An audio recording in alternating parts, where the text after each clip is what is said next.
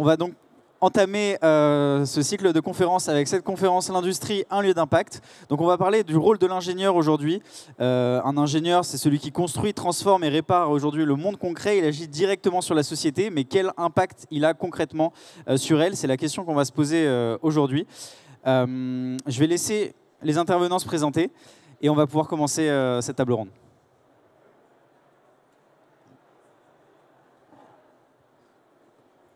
Bonjour à tous, Sébastien Massard. Alors, il y a un petit brouhaha, mais on va essayer de le couvrir. Sébastien Massard, directeur de la stratégie de Dassault Systèmes. Et Dassault Systèmes, en un mot, on fait une seule chose, on fabrique des univers virtuels, mais pas des univers virtuels pour s'échapper du monde réel, c'est des univers virtuels pour se retourner vers le monde réel. Et comme l'a très bien dit Antonin, c'est pour que des ingénieurs, des médecins, des architectes fassent le mieux possible leur métier, c'est-à-dire d'améliorer le monde réel, d'améliorer la vie réelle. Bonjour à tous, à toutes surtout. Je suis Vincent Valin, directeur de la stratégie, c'est mon poste aujourd'hui chez Duralex. J'ai fait toute ma carrière dans l'industrie ou presque. J'ai fait un peu de recrutement. J'apprécie beaucoup l'école des arts et métiers, les Gazards, pour plein de raisons. Je suis ravi de voir tous ces grands noms de l'industrie française réunis ici aujourd'hui. Voilà, ravi d'échanger avec vous. Louis Gallois, je suis actuellement coprésident de la Fabrique de l'Industrie, qui est un think tank qui promeut le débat sur l'industrie. Nous souhaitons qu'on parle de l'industrie. Et j'ai fait une carrière assez variée. J'ai été fonctionnaire et ensuite chef d'entreprise. Des entreprises d'ailleurs qui sont toutes représentées ici, depuis Safran, la SNCF, Airbus et PSA. Donc, toutes les entreprises que Stellantis, toutes les entreprises où j'ai sévi sont représentées ici. J'en suis très heureux. Bonjour, Jérôme Stubler. Je suis le PDG d'Equance. Equance est une société qui est un leader mondial des énergies et services. On fait trois choses. On sert la transition énergétique, c'est-à-dire électrifier le monde. On est une société qui fait 19 milliards d'euros de chiffre d'affaires présents dans 20 pays. Deuxième chose, on fait de la digitalisation de l'industrie, des villes, des bâtiments. Et la troisième chose, c'est qu'on construit des usines qui sont des usines principalement de technologies nouvelles dans la microélectronique, les biotech, la pharmacie, tout ce qui nécessite d'une atmosphère extrêmement propre et contrôlée et qui permet de faire de la microtechnologie. Je suis Cluny 83, donc je suis Gazard. Voilà. Merci à tous les quatre. Et moi, je me présente Antonin Marin, donc le fondateur du média Le Crayon. Et j'ai le plaisir d'animer cette conférence. Pour commencer, pour poser très concrètement le sujet, aujourd'hui, c'est quoi pour vous un ingénieur en 2025 ?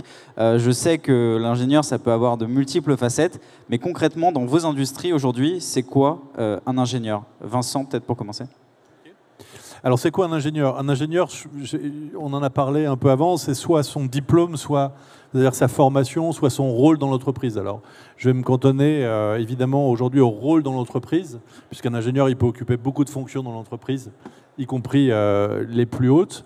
Non, l'ingénieur, c'est aujourd'hui, moi je vais vous inscrire dans une problématique qui est très réindustrialisation, industrialisation des enjeux de la France aujourd'hui. Donc l'ingénieur aujourd'hui, c'est celui qui va participer, au-delà des métiers, à la souveraineté de la France au travers de ses filières industrielles. Et avec un rôle... Alors les métiers, dans l'école des arts et métiers, vous les couvrez tous, donc je vais rien vous apprendre sur ce que vous pouvez faire, évidemment. Mais je pense qu'il faut bien mesurer qu'aujourd'hui, on a une génération plus de commerciaux et de marketeurs, et que ces gens-là n'auront pas grand-chose à vendre demain s'il n'y a pas d'ingénieurs pour assurer qu'il y ait des produits de grande qualité, qu'il y ait de l'innovation, etc. Donc pour moi, un ingénieur, ça, dans les années qui viennent, je pense qu'il y a une place à prendre énorme dans ce qu'est la France et dans le rayonnement de la France. Voilà, je le place à un niveau un peu supérieur, mais ça me paraît essentiel de le rappeler. Sébastien ? Oui, alors moi j'aurais deux mots. D'une part, la pensée systémique et d'autre part, réinventer son métier. En fait, pour moi, l'ingénieur, aujourd'hui, en 2025, il doit réimaginer ce que c'est un ingénieur. C'est un métier qui a été créé dans les années, au 19e siècle à peu près, hein, si on regarde l'histoire. Ça s'est fixé au moment où l'industrie contemporaine ou moderne a émergé. En fait, l'ingénieur en 2025, il fait face à quoi? Il y a de l'IA qui apparaît un peu partout. Il peut se poser énormément de questions en fait, sur où est-ce que son talent, où est-ce que ses compétences restent pertinentes. Et en même temps, et plus que jamais, il va être essentiel. Pourquoi? Pour avoir une vision intégrative des problèmes, pour coupler entre eux des éléments très très divers. Et ça inclut des éléments juridiques, des éléments financiers, des éléments réglementaires sur quel que soit le domaine où on est. Si c'est pour faire une centrale nucléaire, si c'est pour faire un robot, si c'est pour faire un système de mobilité, en fait, vous avez besoin de coupler des éléments extrêmement divers. Donc, vous ne pouvez pas être dans une surspécialisation. Et néanmoins, l'ingénieur a la capacité d'apprendre. Il a la capacité d'aller très profond dans certains éléments qui vont être critiques, qui vont être transformants pour faire un système global. Donc l'ingénieur, c'est celui qui sait se réinventer en tenant compte de sa spécificité qui est de développer une vision système, une vision globale sur les enjeux. Et je crois que nos sociétés en ont besoin. Jérôme? Je pense que Sébastien a fait une très très belle définition. Être ingénieur aujourd'hui, c'est d'abord quelque chose d'extrêmement moderne. Vous regardez, la plupart des entreprises, aujourd'hui, remettent l'ingénierie au sommet de la pile. Je ne vais pas simplement vous parler de Tesla ou de sociétés qui ont un ingénieur en chef à la tête qui permet de faire avancer la technique, la science. L'ingénieur, comme Sébastien l'a dit, c'est l'ensemblier des techniques, du contrat, de la capacité à faire. Ce que je pense, c'est que le métier d'ingénieur permet effectivement de faire du management, de faire de la technique, de faire de la science. C'est une ouverture d'esprit parce que c'est avant tout une manière de réfléchir. Une manière de réfléchir où, globalement, on est totalement dans la pensée de Descartes qui consiste à prendre un problème, le décomposer en morceaux, segmenter les éléments de réflexion, qu'ils soient techniques, juridiques, humains, et faire en sorte de les résoudre un par un pour les réassembler. Et c'est ça le métier d'ingénieur, c'est cette capacité à décomposer le problème, le résoudre par morceaux, seul ou en équipe, et de le composer. Oui. Oui, je ne voudrais pas répéter ce qu'ont dit mes prédécesseurs, avec lesquels je suis entièrement d'accord. Pour moi, l'ingénieur, il fait partie de la bataille que nous menons et que nous devons mener sur la réindustrialisation de notre pays. C'est un acteur essentiel. Il n'y a pas de réindustrialisation sans ingénieur, sans technicien, sans opérateur. Et l'ingénieur, il est à la pointe de ce combat. Et il me paraît absolument essentiel que les écoles d'ingénieurs fournissent des ingénieurs qui aillent dans l'industrie. Pour moi, c'est décisif. Quand je sais que la moitié des élèves d'écoles d'ingénieurs ne vont pas dans l'industrie, je trouve que nous perdons un atout pour cette réindustrialisation qui est décisive, parce que sans industrie, un pays ne peut pas exprimer sa souveraineté, il ne peut pas exprimer sa volonté de changer le monde, il ne peut pas exprimer sa participation aux transitions majeures que nous connaissons, transition numérique et transition énergétique, transition écologique, qui ne se feront qu'à travers l'industrie. Si nous ne sommes pas présents sur l'industrie, nous ne serons pas des acteurs de cette transition. Vous l'avez évoqué, donc il y a de nombreux enjeux auxquels l'ingénieur doit faire face. Et parmi eux, un des enjeux majeurs dont on parle énormément, c'est l'enjeu sur le climat, la transition énergétique. Comment aujourd'hui vous faites face à ces enjeux dans vos industries? Pour nous, c'est central, puisque notre métier consiste à, entre autres, décarboner l'énergie, décarboner l'industrie, décarboner les entreprises industrielles ou tertiaires. Ça veut dire quoi décarboner? Ça veut dire sortir des énergies fossiles, comme vous le savez, et donc pour une bonne partie, c'est électrifier les besoins énergétiques. Électrifier la manière dont on se transporte, la voiture électrique, demain ça arrive, le camion électrique, il y a 1700 semi-remorques en Allemagne qui sont déjà purement électriques. électrifier, finir d'électrifier les systèmes de chemin de fer, électrifier complètement les systèmes de chauffage, électrifier tout ce qui consomme aujourd'hui du diesel, un peu de charbon et toute énergie carbonée. Et ça nécessite en fait de la production d'énergie décarbonée, le nucléaire, l'éolien, le photovoltaïque, de renforcer les systèmes de transport d'énergie. Il y a aujourd'hui un programme en Europe qui est de l'ordre de grandeur de plusieurs centaines de milliards d'euros de transport d'énergie, c'est-à-dire de lignes haute tension qui vont être construites en Allemagne, en France, en Belgique, en Italie, en Espagne, pour renforcer le réseau. Un réseau qui a été conçu pour avoir des centres de production d'énergie extrêmement concentrés, et on passe à des centres d'énergie plus déconcentrés. Rendre le système énergétique robuste. Vous avez vu le blackout qui s'est passé en Espagne. Et donc mettre en place des systèmes de batterie, mettre en place de l'inertie dans le réseau pour que le réseau puisse tenir sa fréquence de 50 Hz. Et ensuite, x10, x50 plutôt par rapport à ce dont je viens d'indiquer, tout l'innervage de l'énergie dans le bâtiment, dans la ville, dans l'industrie, dans les transports. Donc c'est pas 50 ans de boulot, c'est 70 ans de boulot devant nous pour faire en sorte d'électrifier ce qui n'a pas été électrifié. Et c'est une chance pour la France parce que nous disposons d'une énergie très décarbonée. C'est une chance aussi pour la France parce qu'on a une capacité qui a été décidée de construire des EPR complémentaires qui vont nous permettre d'exporter de l'énergie et de subvenir à l'intégralité de l'énergie en France. Je vous donne juste un chiffre. Si on construit les 14 EPR, on a assez d'énergie électrique pour quasiment sortir 100% du gaz, tout ce qui est bâtimentaire, tout ce qui peut être sorti du gaz d'un point de vue industriel, électrifier l'intégralité des transports et donc se retrouver avec une énergie totalement décarbonée, avec encore une petite capacité d'exportation d'énergie. Sébastien ? Par rapport à cet enjeu-là, deux choses. Nous, en tant que Dassault Systèmes, ce qu'on fait, on est des ingénieurs au carré, en fait. Alors, je le dis de façon assez humble, parce qu'en réalité, qu'est-ce qu'on fait? On fournit des outils à des équipes industrielles, à des équipes d'ingénieurs pour imaginer, concevoir des avions, des bâtiments, des systèmes de climatisation, etc. Et en réalité, la responsabilité qu'on a derrière, c'est d'imaginer comment ces ingénieurs, ils vont mieux travailler, ils vont mieux envisager leur impact écologique à travers les produits qu'ils conçoivent et qu'ils produisent. Et donc, on a toujours réfléchi par rapport à la meilleure façon de présenter, de représenter. Alors souvent, ça passe par un écran, mais ça peut être dans des lunettes de réalité virtuelle, etc. Comment est-ce qu'on va représenter cet impact? Comment on va donner un levier de transformation? Parce que souvent, si vous êtes dans des contraintes, dans des spécifications extrêmement précises, que vous devez concevoir un système, en fait, vous êtes enfermé et vous avez l'impression de ne pas avoir d'autre choix que de réaliser telle ou telle version.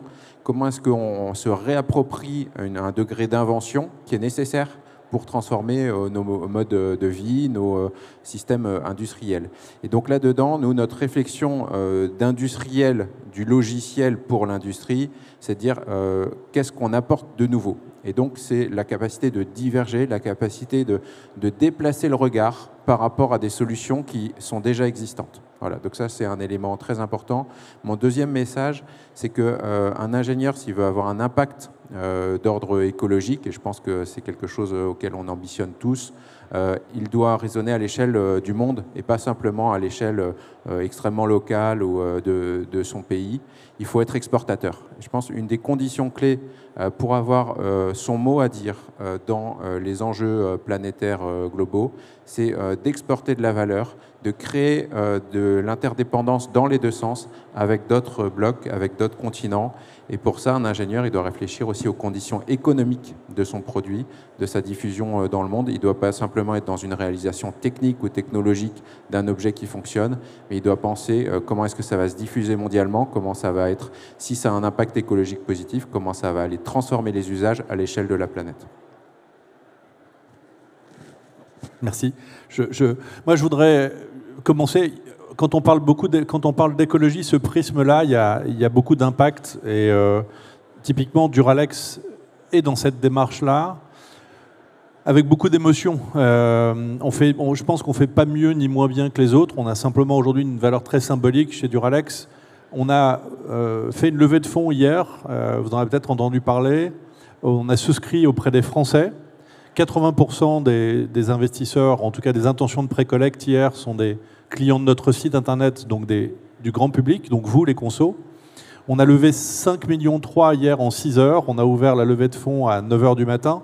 À 15 h, on avait 5,3 millions et ce matin, on a 14 millions d'intentions d'investissement. Donc vous voyez, c'est absolument colossal. Je dis ça pourquoi ? Parce que alors, la levée de fonds, elle est capée à 5. Donc on s'arrête à 5. Derrière, il y a de l'investissement, je vous en parlerai sans doute un peu après. Mais là, ce qui est clair, c'est que ça veut dire qu'il y a une vraie intention et que quand on fait une levée de fonds comme celle-là, il y a beaucoup de développement durable. Il y a des critères aujourd'hui qu'il faut matcher. Et je vous ai préparé la liste très concrète et très rapidement des sujets sur lesquels Duralex s'engage en termes de transition industrielle. Le photovoltaïque, alors ça paraît un peu... peut-être un peu ringard aujourd'hui, mais on a énormément de retard. Duralex, c'est une industrie qui a 25 ans de retard en termes d'investissement, donc ça ouvre énormément d'opportunités pour les ingénieurs aujourd'hui. Donc photovoltaïque, terrain, toiture, on va aller jusqu'à 5% de notre consommation. Récupération de la chaleur fatale du four pour chauffer l'ensemble des bâtiments de la commune de la Chapelle-Saint-Mesmin, école, mairie, piscine municipale. La récupération des eaux des toitures, pour injecter dans notre process. Là, on va être sur une autosuffisance à 100%. On met à l'étude, évidemment, le prochain four pour 2032. Vous savez qu'on est énormément énergivore, donc il va y avoir des gros enjeux sur les consos, donc optimisation en termes de gaz, de mix électrique, voire injection d'hydrogène. On doit d'ores et déjà comptabiliser les énergies et la réguler à toutes les étapes du process. Donc vous voyez que les sujets, quand on est au cœur d'une industrie comme Duralex, ils sont très nombreux. Et lorsqu'on veut inscrire l'entreprise vers le futur, il y a des étapes comme celle-là qu'il faut traverser. Juste un mot sur Duralex, parce que je trouve que cette levée de fonds est vraiment formidable. Je vous félicite. Je sais la difficulté de lever des fonds actuellement. Je m'occupe de start-up et je vois la difficulté qu'il y a à lever des fonds. Lever 5 millions, c'est pas facile. Ça montre à la fois que Duralex est une marque que les Français aiment, mais ça montre aussi qu'ils sont prêts à financer leur industrie. Et je pense que c'est très encourageant pour l'avenir, non seulement pour Duralex, bien sûr, mais pour toute l'industrie. Je reviens au sujet que vous aviez évoqué. Il y a 3 grands volets. Il y a le volet énergétique que vous avez évoqué, et je pense que vous avez dit l'essentiel sur le fait que on va électrifier, donc il faut de l'électricité. Et pour faire l'électricité, on va avoir besoin de toutes les sources d'énergie, mais essentiellement, le nucléaire va rester la base du système électrique.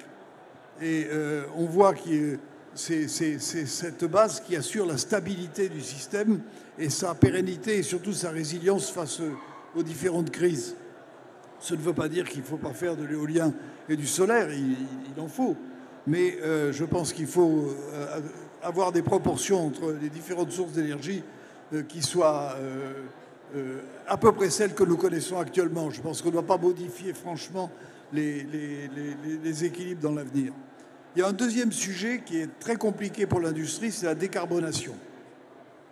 La décarbonation de l'industrie, ce sont des investissements massifs qui n'ont pas de rentabilité immédiate. Si ArcelorMittal passe à l'hydrogène, fait de la réduction directe d'oxyde de fer avec de l'hydrogène, il ne va pas sortir le métal à un prix qui soit inférieur au prix où il le sort actuellement. Donc ça ne va pas lui apporter immédiatement de la compétitivité. Et il va falloir pourtant financer ça qui coûte des centaines de millions.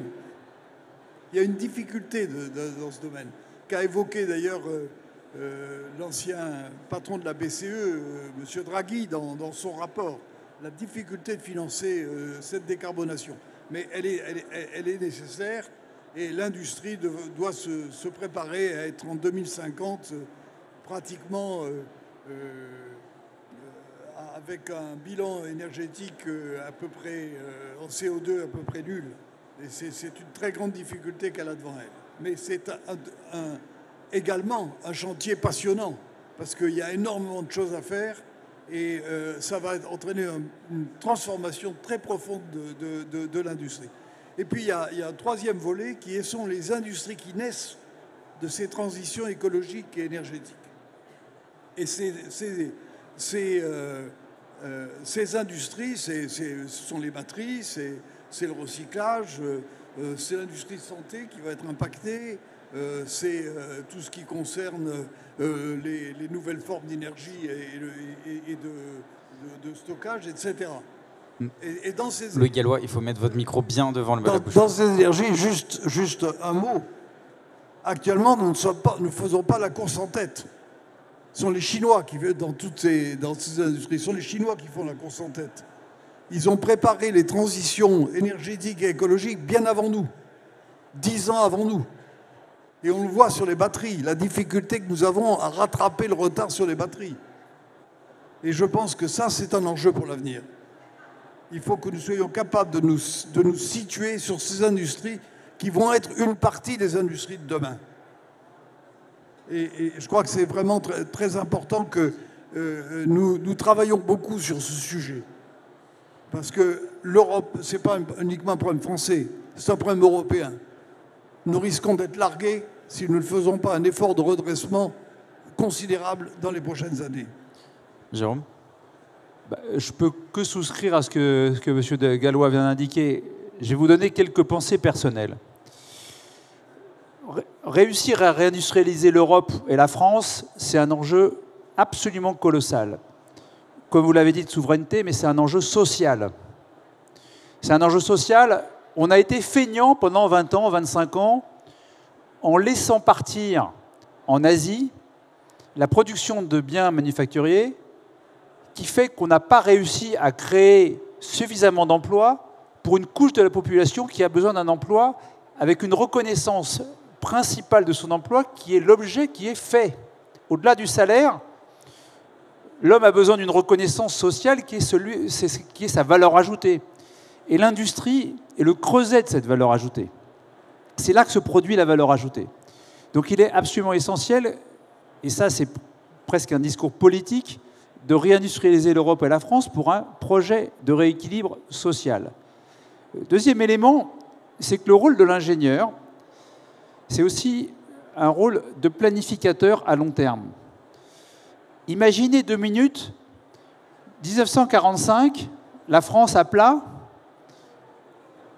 l'industrie à plat, l'énergie à plat, les systèmes de transport à plat, l'effort colossal de planification qui a été fait de 1945 à 1970 pour replanifier des plans qui sont que on construit l'ONERA et derrière, il y a toute une filière d'excellence de l'aéronautique qui est générée. Vous pouvez en parler mieux que moi. On construit EDF et derrière, il y a une filière de l'électronucléaire qui est créée. On construit le CEA qui permet de générer toute une filière technologique avec l'innovation qui en résulte, le CNRS, etc.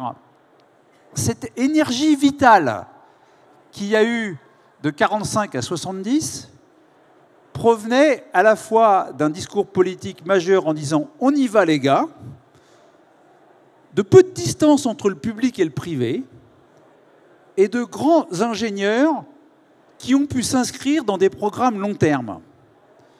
Et ça, je crois que les événements actuels en termes de crise politique, en termes de segmentation du monde, fait qu'il faut qu'on remette cette énergie vitale et qu'on recrée ces grands programmes qui vont nous permettre en Europe de reprendre des initiatives qui font relancer l'industrie sur le long terme.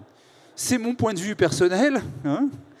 On a besoin de monsieur comme vous pour porter ce message haut et fort à des politiques qui regardent non pas les 15 ans ou les 20 ans à venir, mais ils regardent la semaine prochaine. Hein. Et le métier d'ingénieur, c'est aussi celui d'être capable de se lever et de parler haut et fort et de dire ce que je dis aujourd'hui, c'est-à-dire le fait qu'on a besoin de replanifier. Vous avez raison quand on parle des batteries. Il se trouve que Equans, on a construit les usines de Suède, de France et des États-Unis de batteries. Qu'est-ce qu'on a vu arriver? Des machines chinoises, des machines coréennes. On peut imaginer, si on est un peu tordu, que les Chinois ont apporté des machines sans le savoir-faire, d'où la faillite de Northvolt en Suède. Les Américains ont été plus intelligents, ils ont fait des JV avec les Coréens. Donc ils ont du skin in the game, comme ils disent, pour être certains que les batteries vont fonctionner. Jérôme, je vais Mais il laisser y a la un parole à écart Vincent. monstrueux technologique entre ce qu'on a comme batterie et les batteries qui sont en train de sortir demain. Et ça, on a la technologie au CEA, mais on n'a pas l'effort industriel. Merci beaucoup, Jérôme. Oui, non, je souscris sur la planification. Néanmoins, 45-70, c'est pas la même époque qu'aujourd'hui avec cette ouverture sur le monde, le commerce international et les transferts de techno, etc. Donc moi, je pense que c'est évidemment, il faut remettre la filière dès le collège, dès le lycée. On a besoin de techniciens, on a besoin d'ingénieurs, ça c'est indéniable, mais il y a aussi cette notion d'innovation. Et je pense que dans un monde extrêmement concurrentiel, extrêmement compétitif, on parle de guerre économique, hein, aujourd'hui on n'est plus en guerre ou post-guerre, mais on est véritablement dans une guerre économique, c'est sur l'innovation qu'on peut vraiment faire la différence. Peut-être pour compléter, parce que je suis complètement en phase avec tout ce qui a été dit, je trouve qu'on apprend trop que l'apprentissage se fait avec le cerveau, avec la tête. Et en réalité, la qualité dans l'industrie ou la qualité d'un ingénieur, c'est d'apprendre avec les mains, d'apprendre en faisant, d'apprendre en se confrontant. Et je pense que c'est un des conseils, moi, personnellement, que je donnerais à des jeunes qui se lancent dans leur carrière professionnelle. D'aller se confronter à des sujets, de ne pas hésiter à aller se heurter à éventuellement à des échecs. Pourquoi? Parce que c'est là qu'on apprend vraiment. Et cette capacité d'apprendre, dans le système éducatif français, on devrait beaucoup plus l'amplifier par rapport à utiliser les mains, utiliser l'expérience pour apprendre. Et la chance qu'on a, c'est qu'on a, avec les outils numériques, et là je vous parle de mon univers à moi, les univers virtuels, en fait on peut aller se confronter différemment. Je peux construire un mini-robot, un mini-drone au niveau collège, avec une classe de collège. Je ne pouvais pas faire ça il y a 20 ans. Et donc, allons nous confronter différemment à ces terrains d'expérimentation, à ces terrains d'apprentissage. Et l'autre élément, j'aime beaucoup la réflexion sur le temps long. Et je pense que là, vous êtes parti pour des carrières d'une quarantaine d'années, voire plus. Et en fait, allez chercher des porteuses longues. Ne cherchez pas ce qui va vous donner des résultats instantanés dans 2 ans, 5 ans. Créez des opportunités d'apprentissage, mais ayez des convictions aussi sur le temps long. Et je crois, enfin personnellement, moi ce que j'ai vécu, c'est quand on va chercher ça, eh bien, c'est peut-être pas sur les 3-4 premières années que ça réussit, mais en fait dans le temps, ça donne des postures, des positionnements intéressants parce que finalement, on a approfondi là où tout le monde ne regardait pas forcément sous le même lampadaire et d'un seul coup, le lampadaire se déplace et vous allez découvrir que ce que vous avez créé comme expertise sera extrêmement valorisé. Il y a un enjeu dont on n'a pas parlé et Sébastien, tu l'as évoqué un peu, c'est l'enjeu technologique avec l'intelligence artificielle. Aujourd'hui, on voit que ça prend de l'ampleur un peu partout et même dans l'industrie. Et j'ai envie de savoir justement comment vous voyez l'évolution du métier d'ingénieur et de l'industrie avec l'intelligence artificielle et comment vous déjà vous l'appliquez au quotidien. Je veux bien intervenir. C'est un enjeu décisif. Il n'y a pas que l'intelligence artificielle, hein. Je ne voudrais pas citer un célèbre bureau d'études de management, c'est McKinsey, a fait une typologie de 13 domaines des technologies numériques. Et les nouvelles technologies qui vont pénétrer dans l'industrie ou qui doivent y pénétrer. Là aussi, nous ne sommes pas actuellement en pointe. La France est un pays où les nouvelles technologies, que ce soit la 5G, indispensable pour l'Internet. Parlez bien des devant le objets, micro, Louis Galopin. La 5G, l'intelligence artificielle ne pénètre pas assez vite, surtout dans notre tissu de petites et moyennes entreprises.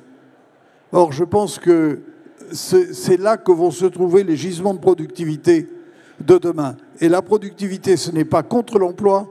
On s'aperçoit que quand il y a des gains de productivité, il y a des gains d'emploi. parce qu'il y a des gains de compétitivité et donc il y a des parts de marché qui se dégagent. Donc il est absolument essentiel qu'on aille vers cette introduction des technologies numériques dans nos usines. Et l'ingénieur, c'est celui qui va permettre de le faire. Parce que pourquoi les chefs d'entreprise de PME hésitent? Parce qu'ils ne trouvent pas les compétences pour mener ces programmes.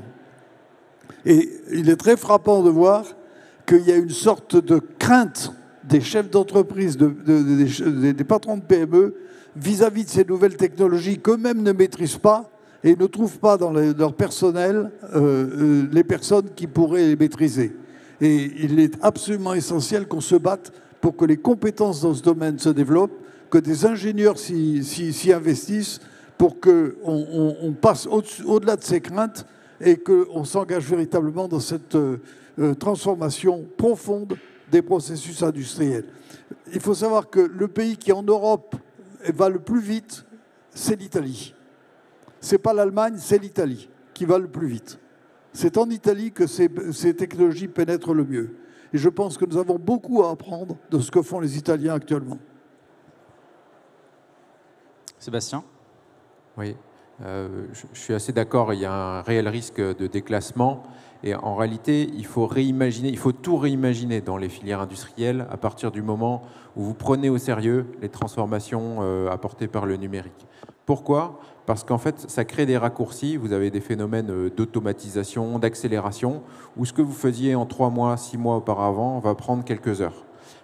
Du coup, la valeur va aller se reporter sur d'autres tâches, d'autres activités qui vont devenir critiques pour se différencier face à des concurrents. Je pense que dans la salle, il y a parmi les meilleurs ingénieurs au monde, peut-être dans 3 ans, 5 ans, vous serez dans des postes ou dans des organisations où vous serez dans les meilleures organisations mondiales par rapport à des enjeux d'IA, etc. Probablement pas tous, mais il y en a quelques-uns.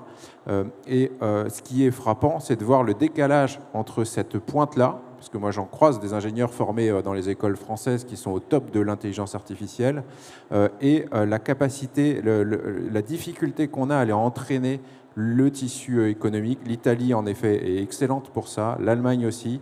Je crois que on doit changer notre rapport avec le numérique et se dire en fait, c'est pas exogène par rapport à une entreprise, c'est une façon de changer le management de l'entreprise. Il faut réimaginer, et c'est là que le dirigeant il doit s'impliquer, il faut réimaginer la façon de manager l'entreprise avec le numérique et ne pas en faire simplement une addition, quelque chose qu'on rajoute sur des processus déjà existants.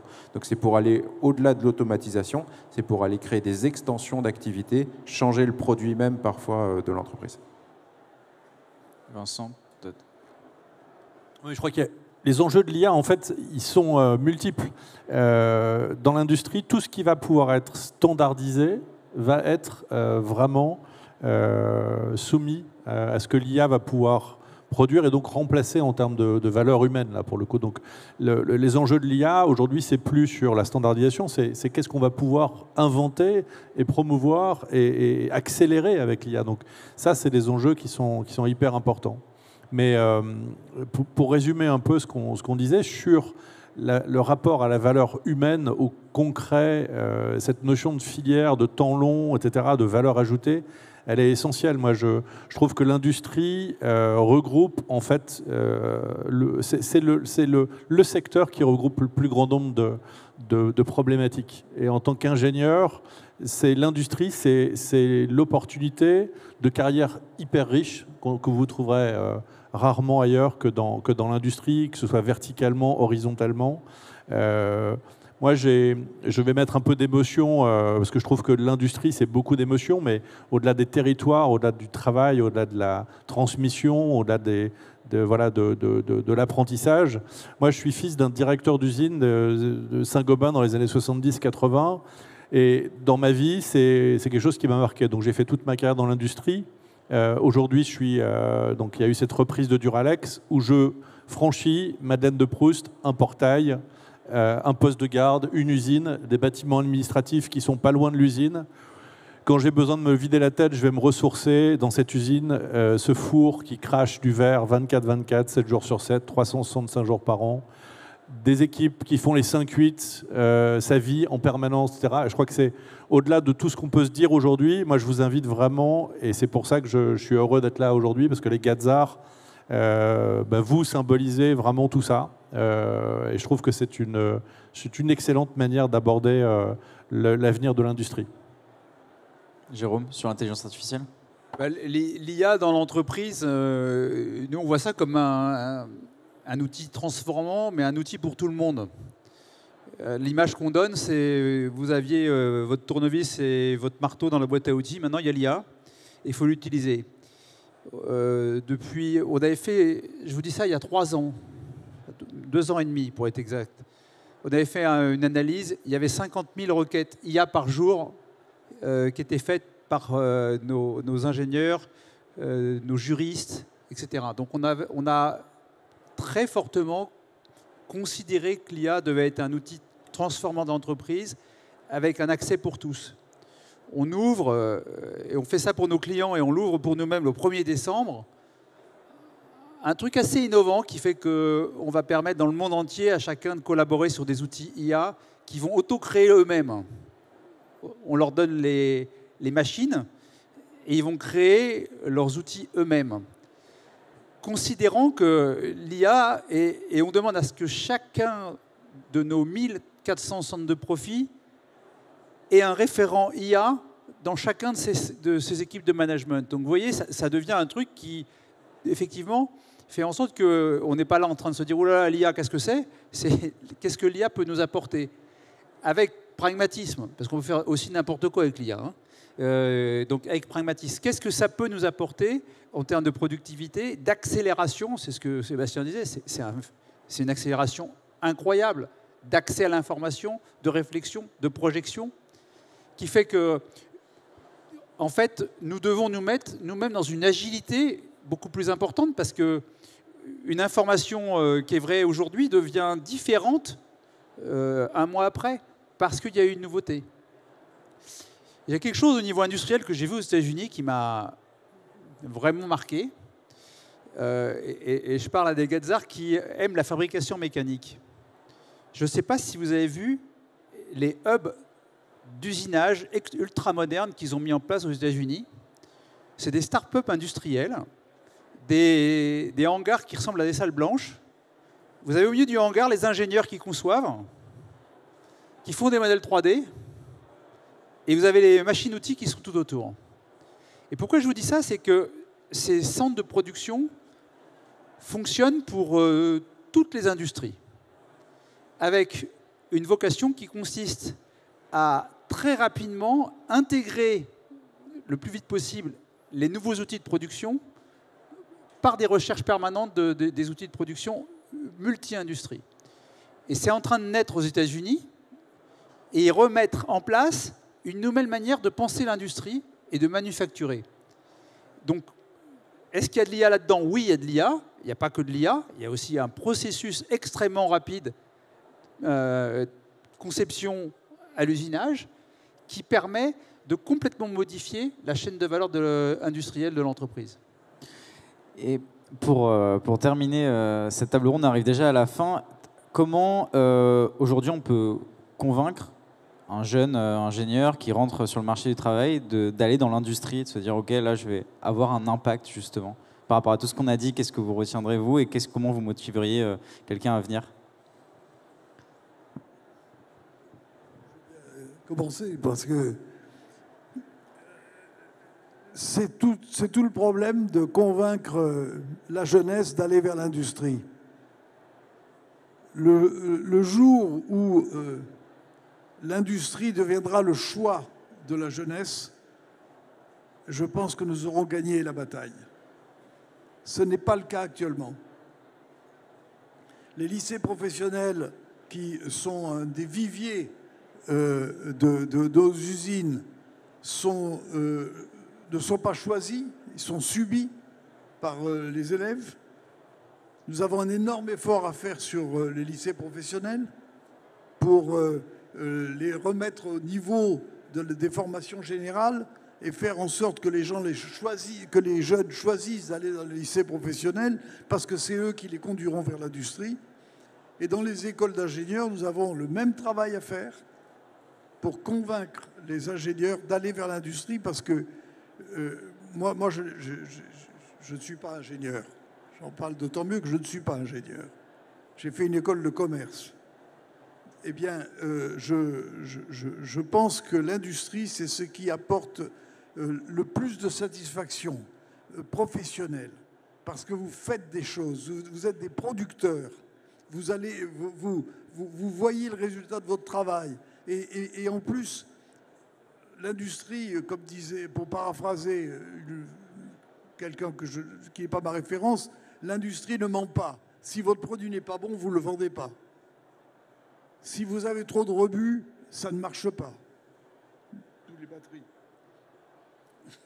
Et donc, vous êtes en face de la réalité des choses et concrètement, vous la vivez et vous avez un impact dessus.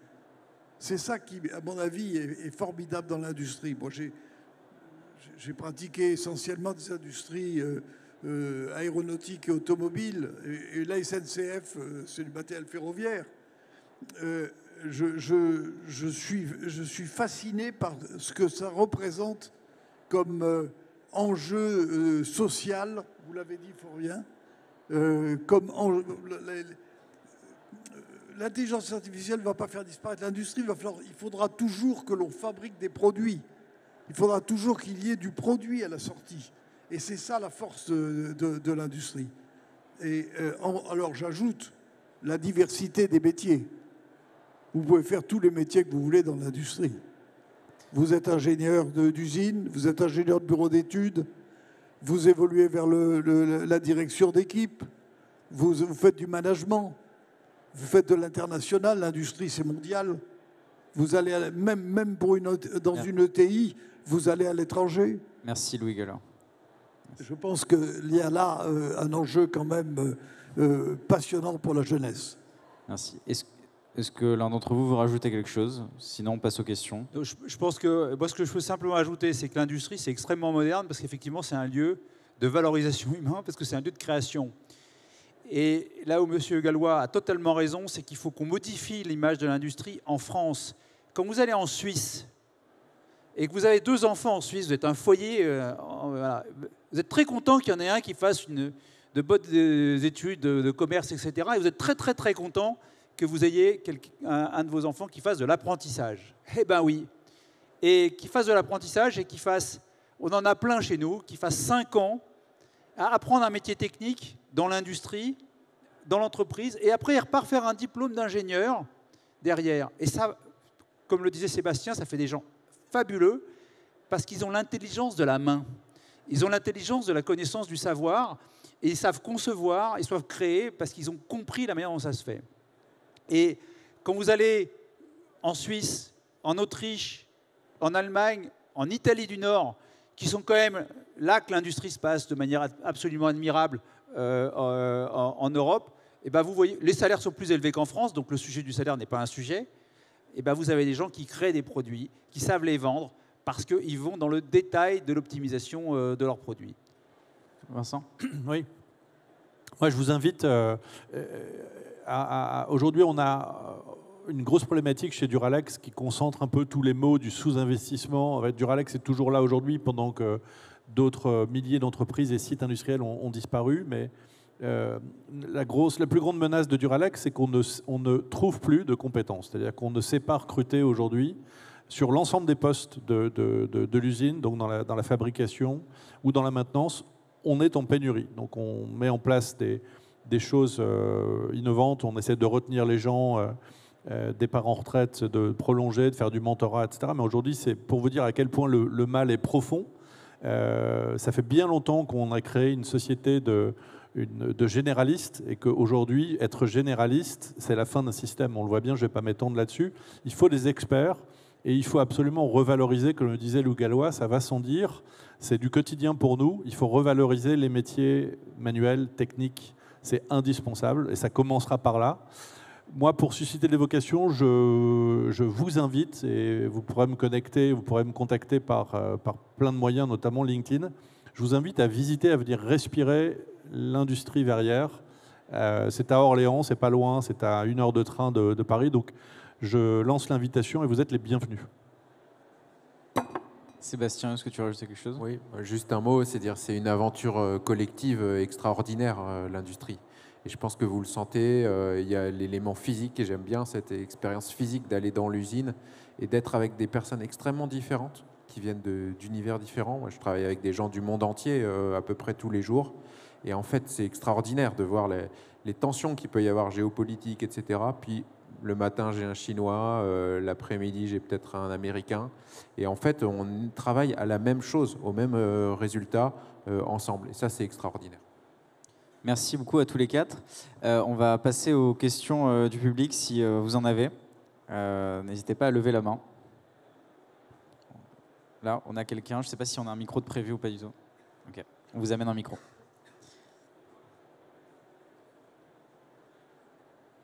Très rapidement, d'ailleurs, à main levée, est-ce qu'il y en a qui travaillent dans l'industrie ou ont envie de travailler dans l'industrie, que ce soit après cette table ronde ou avant? Pardon? Ah oui, il y a plein de... Non, mais là, c'est parce que je pose la question de ceux qui ont envie de travailler dans l'industrie. Oui, ok, intéressant. Bravo, bravo. Donc on a une première question. Oui, donc ça tiendrait de la souveraineté. Vous avez déjà parlé un peu de la partie politique, mais comment on fait concrètement pour ne moins dépendre ou plus dépendre du tout de facteurs extérieurs à l'Europe ou plus particulièrement à la France sur l'approvisionnement en matières premières, par exemple? Je sais qu'il y a la filiale du recyclage, mais est-ce qu'il y a d'autres procédés intéressants? Quelqu'un a envie de répondre en particulier? Jérôme? Apparemment, vous tournez vers moi. Effectivement, d'abord, il ne faut pas oublier que l'Europe est une chose merveilleuse et que c'est un marché commun. Donc, on parle de réindustrialisation de la France, mais on parle aussi d'un enjeu de réindustrialisation de l'Europe. Alors, le sujet des matières premières est un sujet absolument clé. Les matières premières ne sont pas forcément toutes en Europe, comme vous le savez. Et donc, je pense qu'on serait mieux à faire en sorte de chasser un peu plus groupé sur certains sujets que de manière individuelle. C'est évident. Quand on parle de matières premières qui sont tendues, qui sont les terres rares, je pense qu'avoir une stratégie commune, on en est loin, hein, aurait un élément de souveraineté. Quand on parle du cuivre, c'est un peu différent, mais c'est des négociations où les Chinois aujourd'hui ont un pouvoir de négociation sur le cuivre qui n'est pas le nôtre parce qu'ils sont organisés et qu'ils achètent de manière massive du cuivre comme une entité unique. Donc si on pouvait massifier un peu nos achats, on aurait effectivement une capacité de négociation, en particulier avec le Chili, qui serait différente. Ils ont acheté des stocks de cuivre à 10 ans avec un buying power qui est très très différent de celui qu'on a utilisé en Europe. Les Chiliens d'ailleurs le regrettent un peu parce qu'ils ont prévendu à des tarifs plutôt bas leur cuivre pour les prochaines années. Mais oui, il y aurait une stratégie européenne sur le sujet. Je pense que sur certains sujets, ça serait pas idiot de le faire. Là encore, je vais peut-être passer pour un vieux schnock, mais il y a eu une stratégie dans le temps qui a été colossale sur l'uranium. Et cette stratégie sur l'uranium, vous ne savez peut-être pas, mais ce qui a été défini sur la stratégie sur l'uranium, on vit dessus, encore aujourd'hui. Et la stratégie internationale d'approvisionnement d'uranium qui a été réfléchie il y a 60 ans, on vit encore sur cette stratégie. Donc oui, il y a une stratégie de partenariat. Je pense que si on avait des partenariats sur les matières premières avec l'Afrique, ça permettrait peut-être qu'il y ait moins de corruption en Afrique, parce que les Européens pourraient aussi avoir une stratégie vis-à-vis de l'Afrique qui soit beaucoup plus respectueuse des Africains. Et c'est la même chose en Amérique du Sud. Louis Gallo, je crois.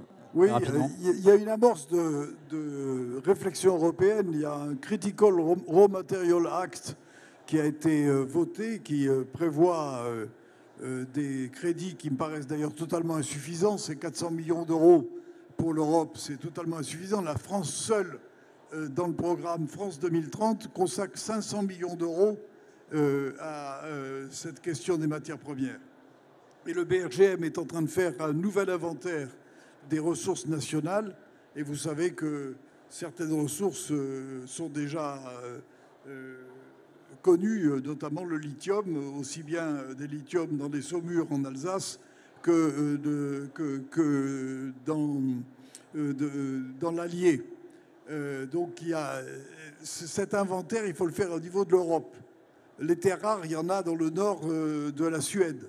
Le problème, c'est que c'est en territoire sami, les tribus, les populations sami, et que faire une mine là-bas va être extrêmement difficile. Mais il y a des terres rares en Europe. Et il y avait une usine de traitement des terres rares. Le grand problème des terres rares, c'est que les Chinois contrôlent 90% du raffinage. Or, nous avons à La Rochelle une usine qui a raffiné des terres rares jusque dans les années 80. Donc, il y a du savoir-faire en Europe pour cela. C'est très important. La seconde source pour les matières premières, c'est le recyclage. C'est-à-dire d'aller rechercher constamment dans les produits qui sont usés les matières premières qui les ont constituées, en sachant que ces matières premières n'ont plus les qualités des matières premières originelles. Donc il faut s'adapter à ces matières premières. Il faut faire des produits qui s'adaptent à ces matières premières. La troisième stratégie, c'est celle de la diversification des sources. Il faut essayer d'aller aussi loin que... Il faut essayer de répartir les risques. Quand les fournisseurs, c'est le Canada et l'Australie, vous êtes à peu près sûr que vous êtes dans un monde de commerce classique. C'est à peu près la même chose avec le Chili pour le cuivre. Mais quand vous êtes avec la Chine, vous avez pu constater que ce n'était pas tout à fait du commerce classique. C'est-à-dire que c'est un moyen qui est utilisé de manière politique. Juste un mot sur l'uranium. Il suffit de passer au réacteur à neutrons rapides et nous n'aurons plus aucune dépendance, puisque le réacteur à neutrons rapides utilise de l'uranium-238, dont nous avons des masses gigantesques en Europe et en France en particulier. En France, nous avons pour à peu près 3000 ans de production de centrales nucléaires avec de l'uranium-238, puisque vous savez que dans l'uranium, il y a deux isotopes, le 235 et le 238, et seul le 235, qui est extrêmement rare, est utilisé pour les centrales classiques. Donc les réacteurs à neutrons rapides nous offrent une perspective tout à fait intéressante pour l'avenir. Merci. On va passer à une autre question. Là, le monsieur juste là.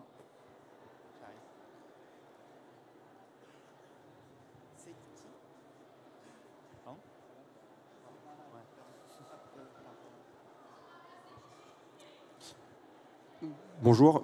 Peut-être que cela s'agit d'une impression seulement, mais on a le sentiment qu'en France, l'industrie est très gangrénée par des décisions politiques et un climat économique compliqué. Est-ce que l'ingénieur est-ce que l'ingénieur a sa place pour prendre des décisions politiques et des décisions stratégiques pour l'industrie, ou est-ce qu'il vaut mieux qu'il rentre dans l'industrie, dans des métiers plus techniques et de terrain? Où a-t-il le plus sa place? Peut-être je peux répondre un peu là-dessus. Moi, je dirais les deux, parce qu'en réalité, un des problèmes de nos métiers d'ingénieur, c'est qu'on est formé à être humble devant les faits, et ce qui est essentiel dans le métier d'ingénieur, il faut garder cette qualité, mais on n'est pas suffisamment formé à être fort au niveau de ses convictions. Alors je pense, selon les profils, vous avez des convictions plus ou moins fortes.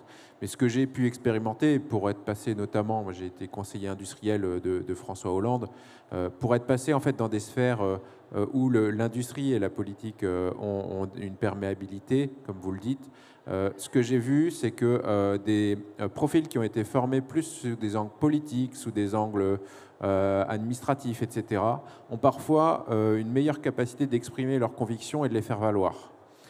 Or, nous, ingénieurs, on est toujours un cran en retrait. Pourquoi? Parce qu'on va essayer de réfléchir, est-ce que c'est vraiment fondé ce que je propose? Est-ce que j'ai les arguments? Comment est-ce que je fais le raisonnement? Il y a plein de gens que ça n'arrête pas une minute. Et il faut réussir à trouver cet équilibre-là. Et je pense que c'est la tension un peu au XXIe siècle pour l'ingénieur. C'est de ne plus être juste dans la construction, dans le raisonnement, mais aussi d'être dans la conviction. Et comment est-ce qu'on va porter nos convictions? probablement, c'est en rayonnant, et ça n'empêche pas de devoir approfondir des expertises, parce que sinon on n'est plus légitime. Enfin, ça, c'est ma vision personnelle. Vincent, très rapidement, après on passe à une autre question. Oui, je vais juste apporter peut-être un autre éclairage sur le fait que c'est toujours une question de synchronicité.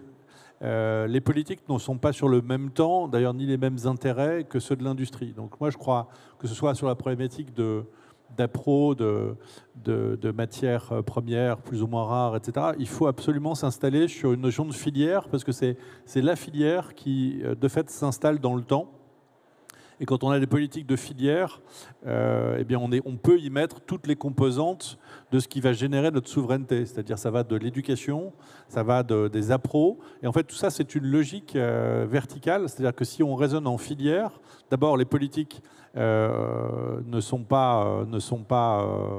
moins en mesure d'intervenir sur... Parce qu'aujourd'hui, on peut se réfugier derrière toutes les problématiques fiscales, de charges sociales, enfin des sujets que tout le monde a bien en tête. Mais le vrai sujet, c'est de s'inscrire et de remettre la culture de l'industrie, y compris bien sûr au niveau de l'État, mais ça passe par des filières et qui, elles, sont relativement imperméables à la notion de temps et de revirement politique. On va prendre une dernière question. Est-ce qu'il y a quelqu'un qui a une question? Non. On n'a plus de questions? Super. Bon, on a terminé. Alors, merci beaucoup. Merci. Merci à tous les quatre. Merci. Merci à tous. Merci.